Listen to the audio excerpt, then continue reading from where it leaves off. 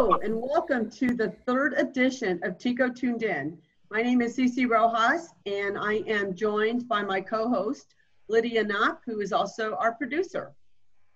And to kick off our third week, we're joined today by Edgar Palacios, and he is President and CEO of the Latinx Education Collaborative, or LEC, what it is known for. And it's an organization that works to increase and retain the number of quality Latinx educational professionals in K through 12. Edgar previously owned a nonprofit consultancy and has had the privilege of working with many dynamic organizations, including Community Builders of Kansas City, Junior Achievement of Kansas City, El Centro, Show Me Casey Schools, and the Kauffman Foundation. And personally, I had the opportunity to work with Edgar early in his career, right when he was, matter of fact, right when he was graduating from Rockhurst. We worked together at Truman Medical Center and then later on at the Central Exchange. So I know firsthand the impact that this young man has made and will continue to make in our community. So let's get started. Well, first and foremost, thank you so much for hosting me. I just want to really quickly kind of address the way that I met Cici, because I think that is so important. So I was on my capstone class of working on my MBA at Rockhurst University, and there was a gentleman, Chris, I forget his last name, but Chris was, I think, an intern, or he had been working for you for some time. Chris Hassey. Chris Hassey, that's right. Yeah. Who's now doing some phenomenal things in some hospital system elsewhere, I think. And so he was one of my classmates, and he's like, we have this idea for a mobile dental kind of vehicle. Like, we need to talk to the communities and whatnot. And so we were scheduled to have a meeting with Cici, and it was supposed to be like me and like 4 or 5 other people and Chris. And when I showed up, like nobody else was there. It was just me and Chris and Cici. And I was terrified because Cici was like, no nonsense. She was on her phone, like, I got emails to do real quick, and I got people who are like doing all this stuff. And so I was terrified. I was like, and I was asking her the dumbest questions, I think, like, so how do you feel about community engagement? And she probably just kind of looked at me like I was crazy. But I think the moment that really, I think, changed my life, honestly, was the moment that Cici handed me over her business card after our conversation and was like, hey, when you're done with school, go ahead and email me. And like, let's connect and see like how I can be supportive. So I think I emailed you the next day. Maybe there was a couple of days in between, but we started a conversation. And I think that moment was incredibly life-changing in just my life, because until that moment, I had no idea of like what would come after, right? And I had no idea of like the importance of community building, networking, relationship building, ideation, all these other things.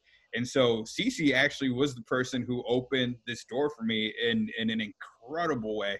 And so just a little bit of the impact. Now, I have over 5 years plus of stories to share about you, so I'm happy to share any of those about you. But I think it's important that we acknowledge like the people who have really invested.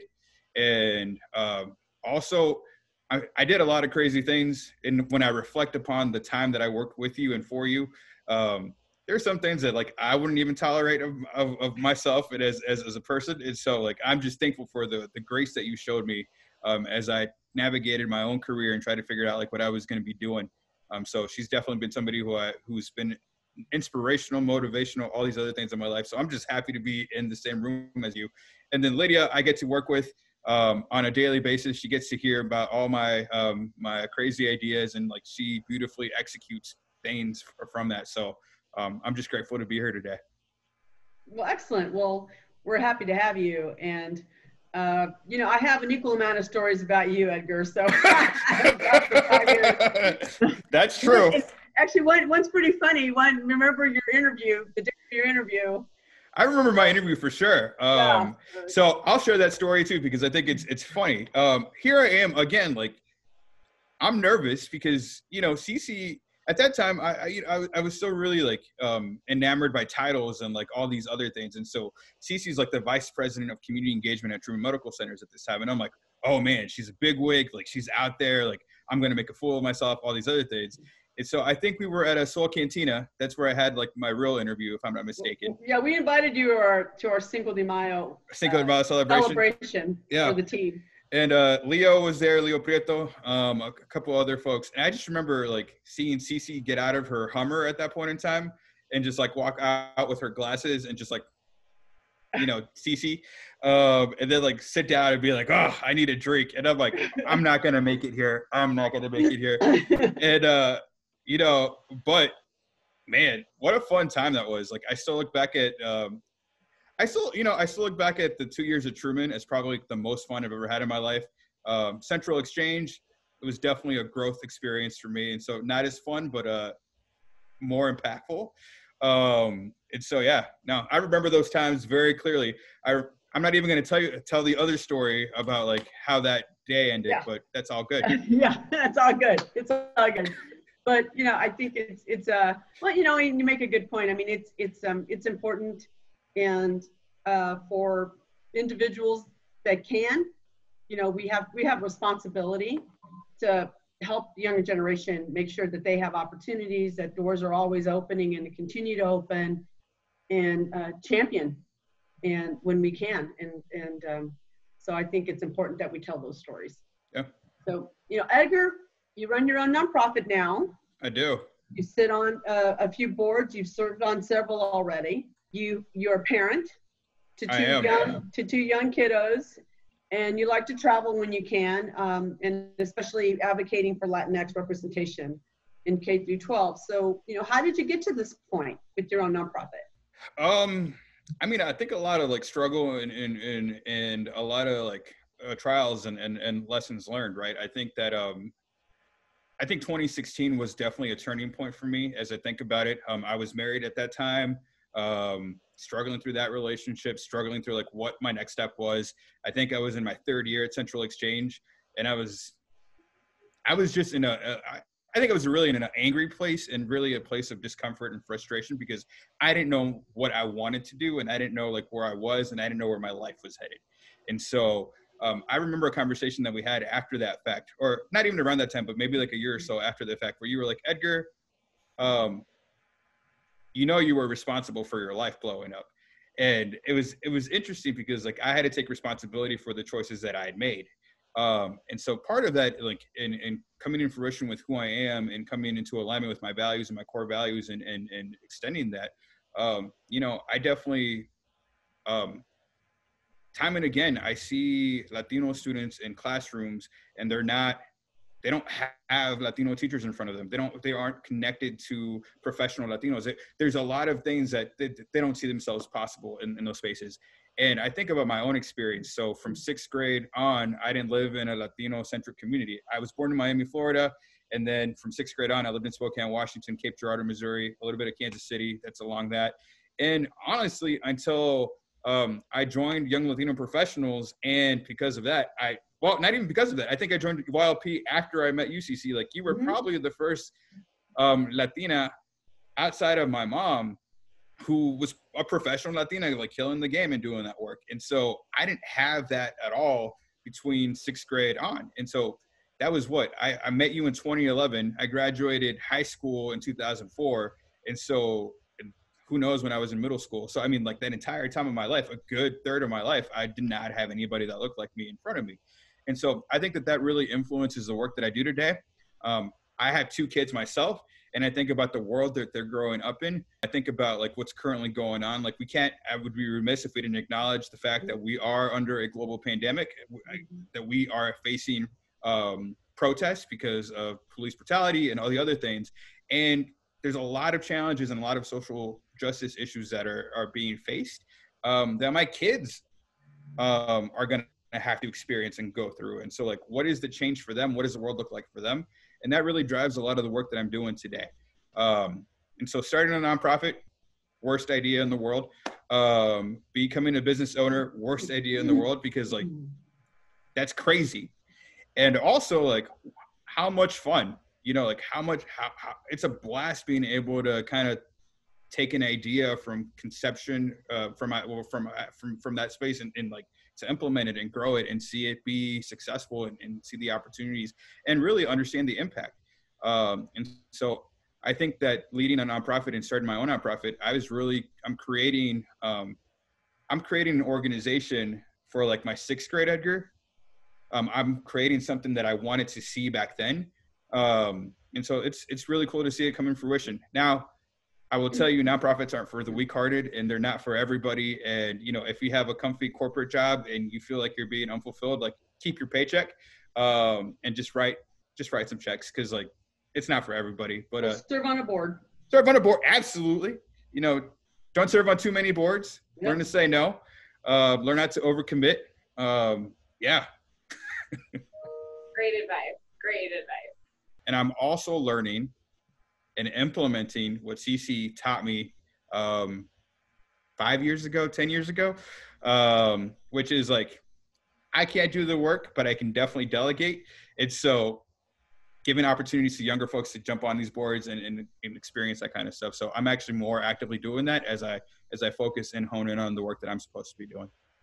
Right. Good strategy.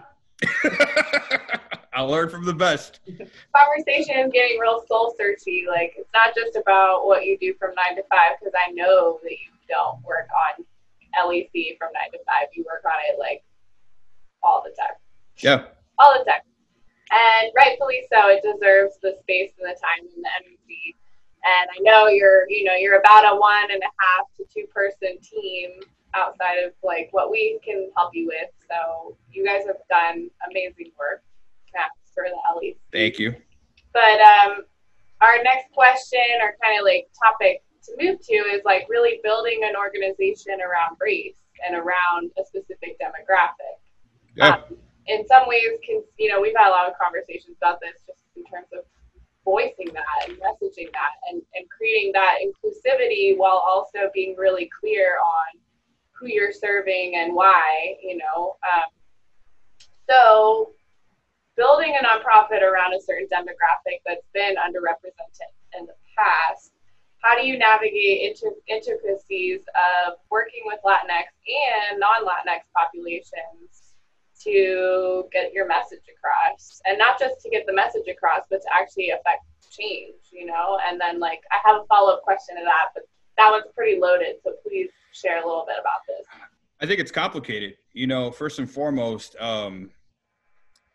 it took me 2.5, 3 years into this work to actually articulate in a document what the change is that I'm trying to achieve, right? So my theory of change was written probably 2 weeks ago, where I finally just sat down and said, you know what, I've been doing this work long enough that I actually know how to write about this and I actually know how to talk about this. And so it was an articulation and a big moment for the organization, because I know what I'm doing, and I know I can point to these strategies and all these other things. I think, and I hate saying the term now more than ever, because I think the urgency is always there and has always existed. A couple of things that I've learned along the way. One, this work has been done prior to me. I'm not new to this space. The way that I'm doing the work might be different because of who I am and because of my values and this, but I'm not new to this. I'm not new to this work, and this work is based on decades and upon decades of effort. And so I've had to acknowledge my own, I think younger folks, and I'm almost 35, so I think I'm not as young as I think I am sometimes. And we tend to dismiss the people who have come before us, or we tend to think that they haven't done the work, or because we weren't there to see them do the work, or whatever our perspective is. And so I've had to acknowledge that there have been a lot of people in Kansas City doing this work ahead of me. And so I've had to rebuild and mend some relationships that I even know I've broken, because people want to be invited into this space and people want to be acknowledged into the space. So first lesson there. I think this biggest struggle that I've had is really around the identity and the name of the organization, the Latinx Education Collaborative, and the term Latinx itself. And it's been a struggle because, one, I think the term Latinx honestly highlights a lot. There's a lot of tension in the community around that term, and which I appreciate and I understand why. It also, there's so many things around that term. And so part of my journey has been, who are we as an organization? Who are we trying to move, and who are we trying to organize and build? And that's been really difficult, because I don't want to lead a non-inclusive organization.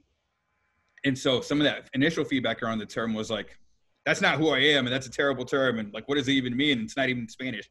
So I've had to do my own work around what it means to me, and like why I support it and why I actively utilize it, right? And so we use that term because we are committed to social justice and equity, and we understand that that term gives us an opportunity to talk to folks and be like, so what is Latinx? What does that mean to you? And so we're able to elevate other perspectives within our community and talk about that. And there's tension there. I think that's generational. I think that there's tension there, you know, part of that. And it is what it is.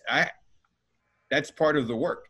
But I think something that I've always learned, and that's something that Cici she didn't ever like outright mention this, but it's something that she's always done and really modeled really well, is the invitation.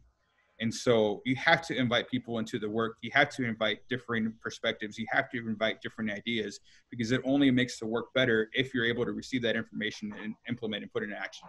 Now, not every piece of advice is great. And so you have to discern.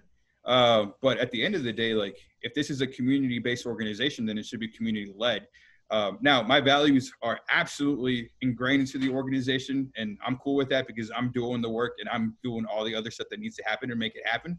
But I create space for dissent. I create space for opinions. And Lydia knows this firsthand. Like, I have struggled internally with, like, how do we show up as an organization and how do we involve our community? And finally, to that comment or to that question, it is so important that we have Latinx representation in every single one of our areas and across the space. We choose to focus on education because I believe that is where the impact will be the greatest. But there are plenty of people working in other spaces that understand and know that their impact will be the greatest in those spaces. And so for me, we live in a country that is 18% Latino right now, but only 1% of elected officials identify as Hispanic or Latino. That's a problem to me. And not to say that every Latino has the same values. Obviously, we are all on a spectrum. We are conservative to the liberal, and we are everything in between, and we have different opinions, and we show up in different ways. And so it is hard to unite a community that is so diverse and so disparate and incredibly diverse. And so what I've been focusing on is like the common experience. I think that most Latinos have felt this culture of in-betweenness. I'm not from here, I'm not from there, or like I'm not necessarily I haven't assimilated all the way, or whatever. I think that there's this tension that happens within a lot of folks in our community that I think it's important to tap into and to bring up, because I think that is a unifying force in our community. And so I try to lead from that perspective. And I think it's working. I don't know. I think that this work is lifelong. It's not, I'm not here for this for the next year or so. I think I finally found my space and I found the way that I want to contribute. And so it's a long-term work. And I understand that the change that I want to see is not going to happen anytime soon. It'll improve for sure. But the work will continue long after I'm done. And so, how do we create those leadership pipelines long-term as well? That's something that I think about. Well, when your work lives on after you're not there in that particular space, you did a great job. I mean, that's what you hope to do, is set the groundwork for future work and legacy. And that's a good goal. I mean, that's a good aspiration. I think we should all have. Yep. We should all have that. I'm gonna shift just a little bit. With COVID-19, obviously it's created a new normal, if you will, across many industries, just in general, in daily life. But you work with teachers, and many of them have, because of COVID-19 and the kids aren't in school, and they've had to adapt the way that they're interacting. How have you helped them cope with this new normal? So at the beginning of COVID-19, one thing that we did as an organization is we sat down and strategized like what our response would be. And we didn't necessarily know if there was going to be a response, but we ideated on what that could be. And so we realized that we had resources available today that we can utilize. And so not to focus so much on what the future of our organization looked like, but like, what can we do today? And we started there.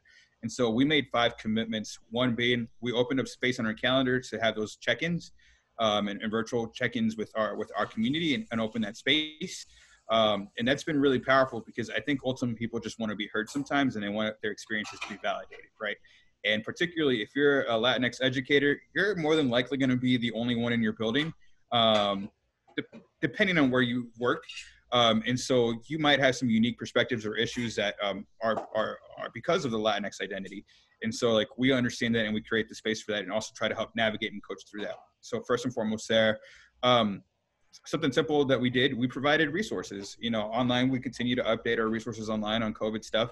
And so we continue, I think we just updated it a couple of days ago with just new information. And so people have access to resources on our website that we can push to and say, hey, like these are some great materials. We launched an LAC virtual care package. We shifted some of our budgets from in-person events and just said, hey, this money needs to get directly out to teachers. And so we did micro grants. We are so close to hitting 200 educators. And so that's great. Our educators have utilized that primarily for students and classroom needs. And then a few of them have used it for like self-care, which is important. And then we absolutely leaned into the virtual space because part of our job is to connect educators to leaders and thought leaders and to other folks in the communities, right? And so we have doubled is not the right term, but like we have,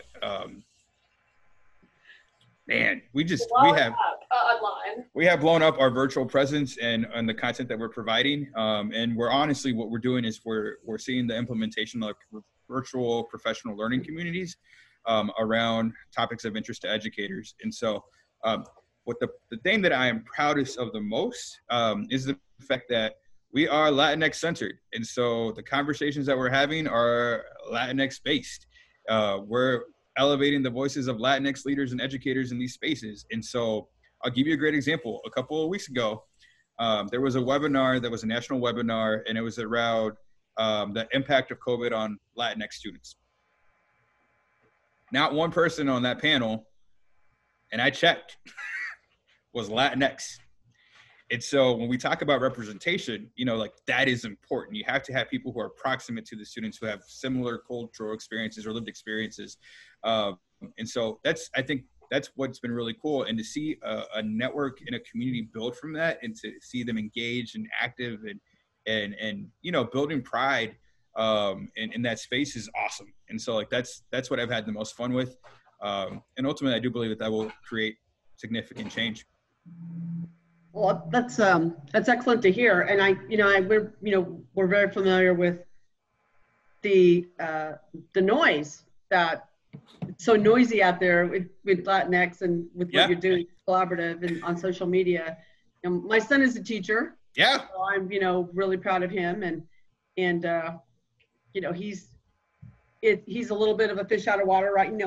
Working from home and trying to educate virtually. It took him a little bit to get his bearings, but then I think he found.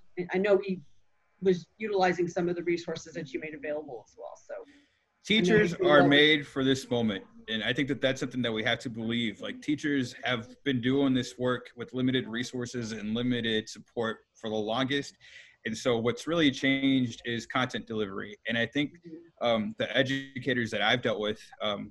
It's really inspiring to see like their actual commitment and how they quickly remove barriers out of the way to actually deliver the work that needs to be done. And so I see folks that are just frustrated with technology in general.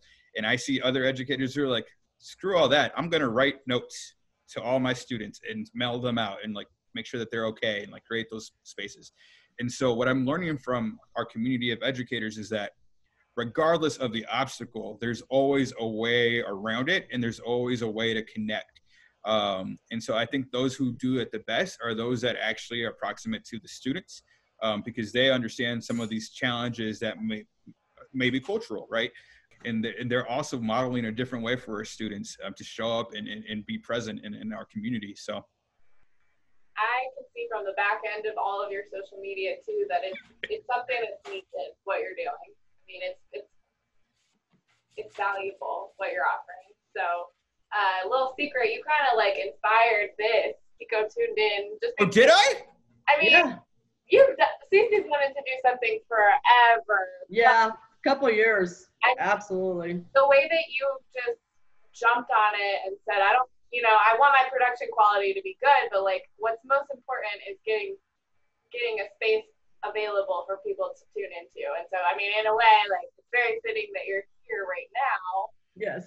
Because what you're doing shows that there can be really meaningful stuff that cuts through the noise out there. So, right.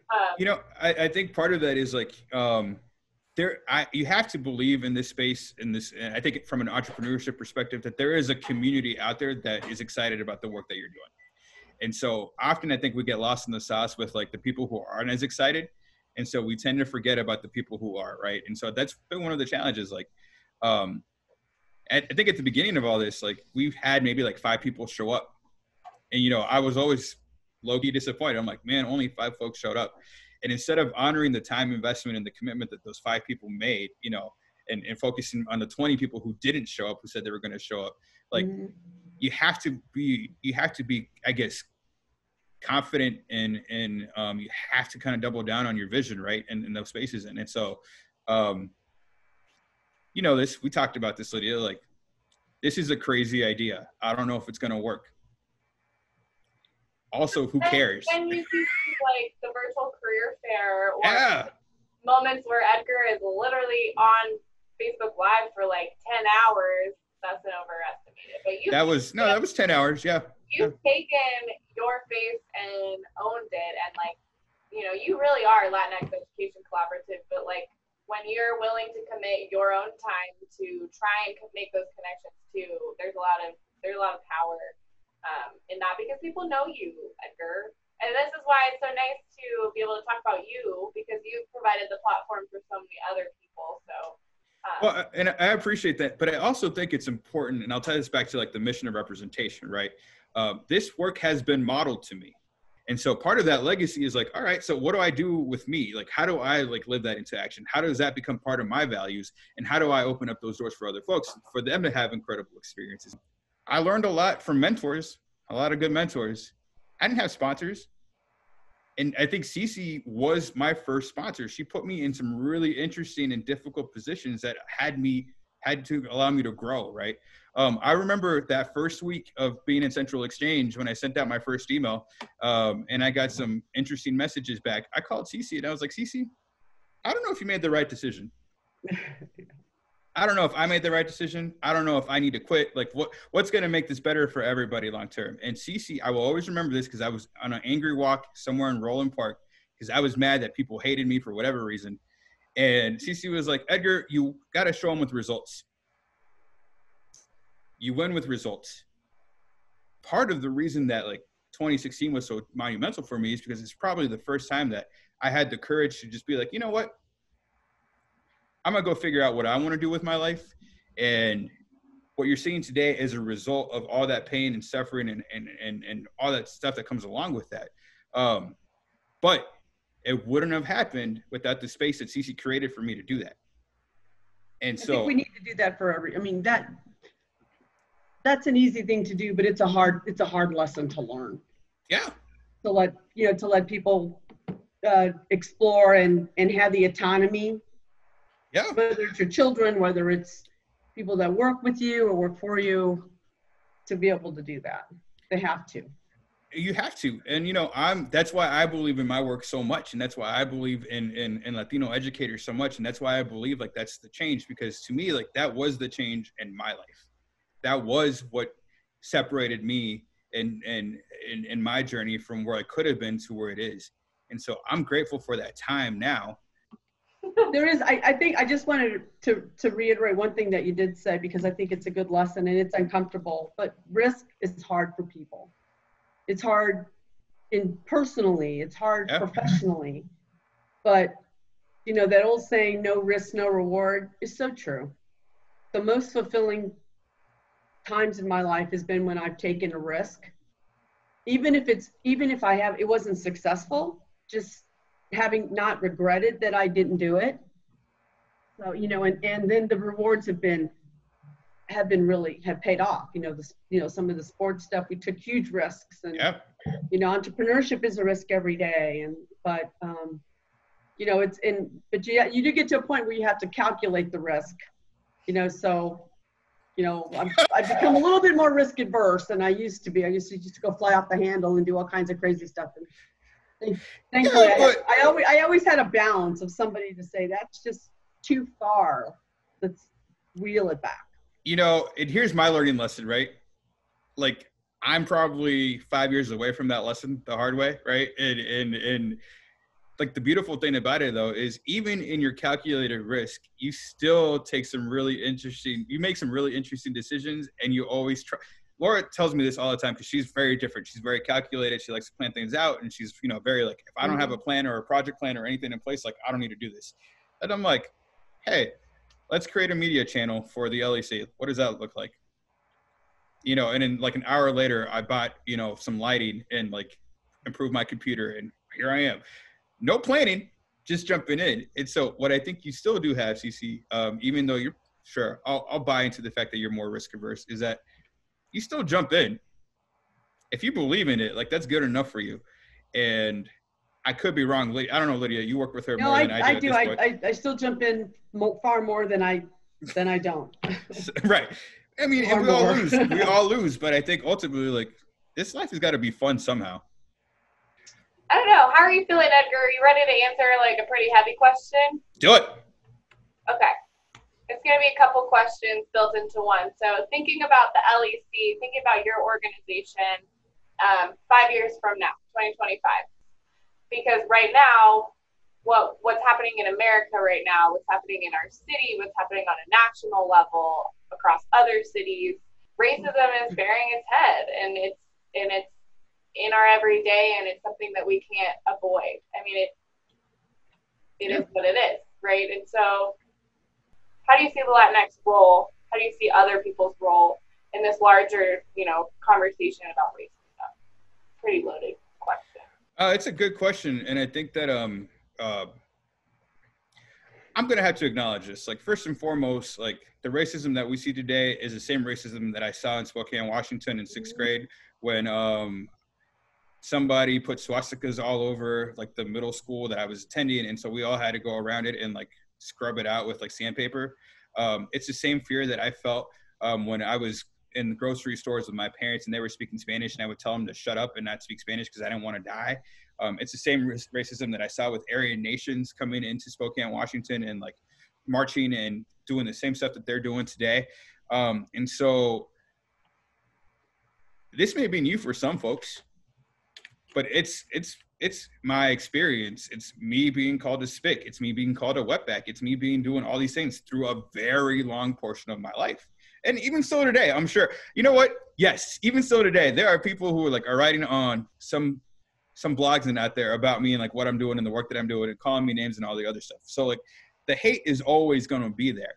I think what's different about me versus what's, first of all, 20, 30 years difference makes a huge difference in your life.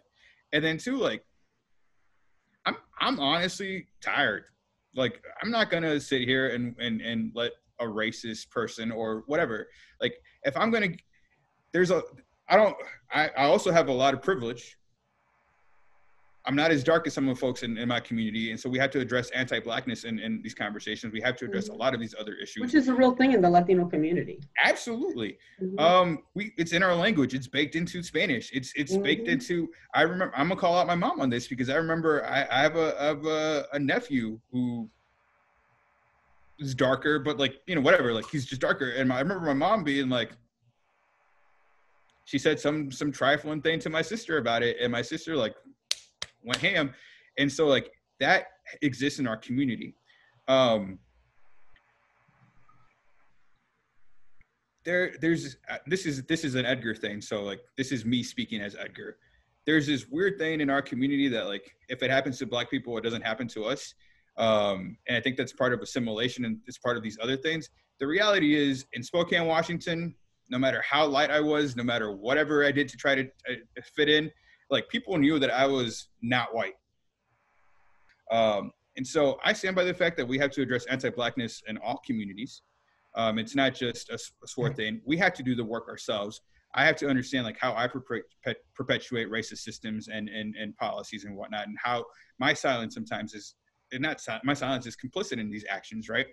And so, you know, if we can't stand with our Black brothers and sisters under this time or any time, then like, what are we doing? Because the hate is directed at all of us. And so that's kind of my stance on it. And so I think in 5 years, we will continue to be anti-racist. We will probably be more vocal, more loud. We'll probably have a bigger organization that we can address some of these issues from very advocacy-based ways. And we'll continue the work because, unfortunately, I just saw a meme earlier today where there are two young white kids doing a George Floyd challenge. And, you know, like one kid is putting a knee on some other kid's neck. And like, that's the new generation of racism. And so what can I do to prepare our educators to have these conversations, for them to prepare their students to have these conversations and to be ready for that kind of stuff? And so the work doesn't end. It's not gonna change anytime soon. And so 5 years, we'll still be committed to this work. And, you know, I think what's really interesting though, is like in my own comfort, like, what do I say, what I don't say? I do sometimes get concerned that like my career is going to be over, or like I'm going to say the wrong thing and like all of a sudden, you know, I'm out, or I don't get funding, or all these other things. And then I think about the Black people who have died at the hands of police brutality. And I'm like, they're dead. That's what they gave up for this. And so if I have to give up a grant, if I have to give up something, if I die because of it, you know, at least I died espousing and promoting my values, and that there's a different way versus not. And so, but that's 34 years of a journey to get to the place where I'm even comfortable in saying that, right? Mm-hmm. And so I hope that the second half of my life, whatever that looks like, you know, that I am unapologetically in opposition to all this crap, and that, you know, that I can help lead those conversations in our community, that I can continue to provide safe space for folks to have those conversations, and for us to actually have some meaningful change. But so yeah, I don't know. It's not a good answer to your question, but it's not an easy question to answer. But if I don't speak up, I know that there are a lot of people out there who are going to suffer too. And so I don't excuse myself from it, because I think I have felt that fear firsthand. And so I still struggle with that, because that is going to be ongoing trauma in my life for the rest of my life. But it's also not a place where I'm no longer committed to protecting myself, and I'm committed to protecting others. And I think that that's what it's going to take for us to have any sort of meaningful change today. So, you know, I also think, you know, we do have a responsibility when we're in roles like the CEO or what have you, to model and to lead, right? And so other people can see that it can be done. That, yeah. You know, if we're not at the table, you're on the table. So at least you're part of those discussions. And, you know, and I think that if you can implement some things that will help make change in the organization long-term, then we have to do that too. And that includes, you know, the diversity takes on lots of different meaning, you know, right? It's a numbers game. It's a key representation game. It's, you know, it's how it shows up in programs. Can it be systemic? Yeah. Right. And that's one of the things that we work with clients, especially with like the sports teams. They've been fascinating to work with, because they understand the business of it, that it needs to be organic, systemic audience engagement. It needs to feel authentic. You know, something that I guess my perspective has shifted on since my days at Central Exchange, because we always talked about the business case of gender equity, right? We always try to position it from like, there is a business case to this, right? Right, absolutely.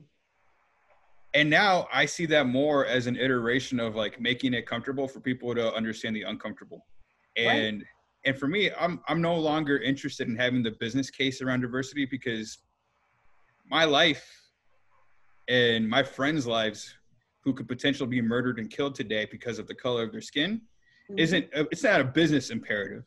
This is not something we should do because we're going to make more money, right? And so that's my shift in the conversation. And what's really interesting to me is that we can, and I'm about to send out a statement later today that has some of the strong language on there. And I'm terrified of sending it out because, like, I don't know who I'm going to piss off, but I'm glad I'm going to piss them off if I do. Our lives are at stake. as Black and brown people in this country, our lives are at stake, and people are gambling with our lives, period. That seems a little militant and a little radical sometimes, and people say it's militant and radical. And I'm also like, no, that's just reality. Like, that is the hard reality for a lot of people in our country today.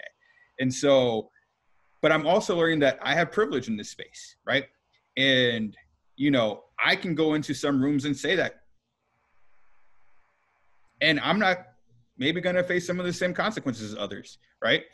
And so I've seen that happen time and again, and I'm just no longer committed to like upholding some of these normal ways of doing business, because if you come to me with the fact that like being diverse is a business case, then you're not ready to have these conversations, because it's not about making money. It's about actually like upholding and uplifting people in this community to make sure that, I don't know, they don't die because of the color of their skin.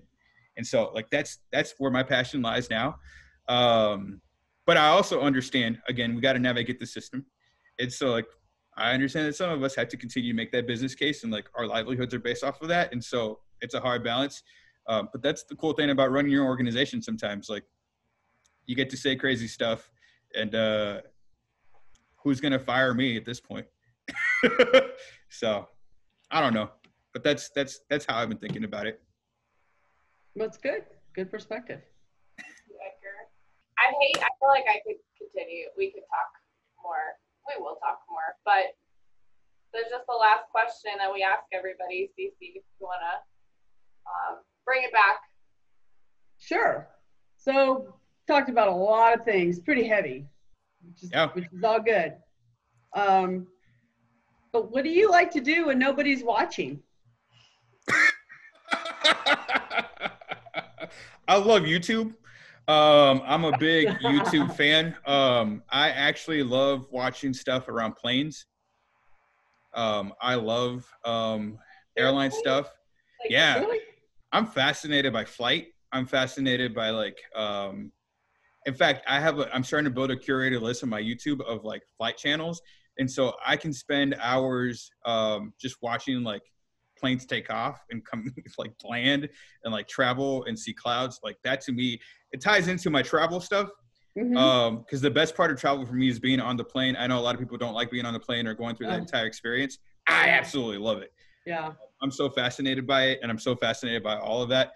This is so weird. Laura and I were like, we've been socially distancing from the world. And I was like, I just need to get out of the house. And so I was like, can we go on a date to the airport? And she was like, okay. And so we went and parked, and we like, before all the planes were parked at KCI, we just sat there and we watched airplanes like land and take off. Land and take off, yeah. Yeah. I find so much joy in that. I never knew that about you. It's weird. Well, you can always be a pilot. You can. Not too late.